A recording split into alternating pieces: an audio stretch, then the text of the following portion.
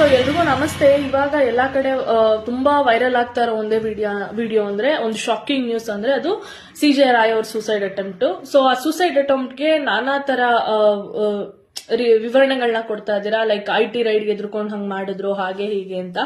But ಅವ್ರು ಎಲ್ಲೂ ಅದನ್ನ ಬರ್ದಿಟ್ಟಿಲ್ಲ, ನಾನು IT ರೈಡ್ ಇಂದಾನೆ ಹಿಂಗ್ ಮಾಡ್ಕೋತಾ ಇದೀನಿ ಅಂತ ಡೆತ್ ನೋಟ್ ಬರ್ದಿಟ್ಟಿಲ್ಲ. ಒಂದು ಸಮಾಜದ ಒಂದು ಗೌರವಾನ್ವಿತ ವ್ಯಕ್ತಿಗೆ ಅವ್ರ ಅಂತ್ಯಕ್ರಿಯೆ ಆಗೋಕ್ಕೂ ಮುಂಚೆನೆ ನಾವ್ ಈ ತರ ಎಲ್ಲ ಮಾತಾಡೋದು ನಿಜವಾಗ್ಲೂ ದೊಡ್ಡ ತಪ್ಪಾಗತ್ತೆ.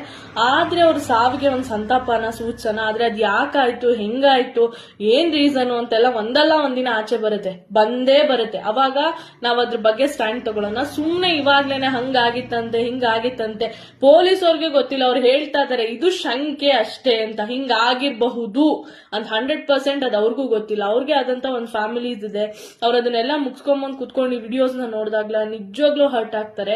ನಾವು ಆ ವ್ಯಕ್ತಿ ಬದುಕಿದ್ದಾಗ ಎಷ್ಟು ಮರ್ಯಾದೆ ಕೊಟ್ವಿ, ಎಷ್ಟು ಗೌರವ ಕೊಟ್ವಿ ಅನ್ನೋದು ಉಳಿಯಲ್ಲ. ಅವ್ರ ಸತ್ತ ಮೇಲೆ ಅವ್ರ ಸಾವಿಗೆ ಎಷ್ಟು ಮರ್ಯಾದೆ ಕೊಟ್ವಿ ಅನ್ನೋದು ತುಂಬಾನೇ ಇಂಪಾರ್ಟೆಂಟ್ ಆಗುತ್ತೆ.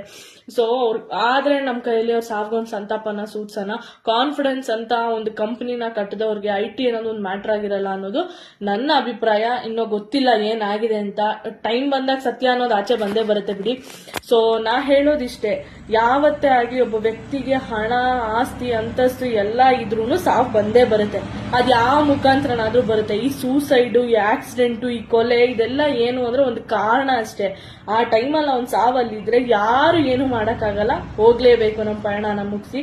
ಸೊ ಇಷ್ಟನ್ನ ಹೇಳಕ್ ಇಷ್ಟಪಡ್ತೀನಿ. Thank you so much.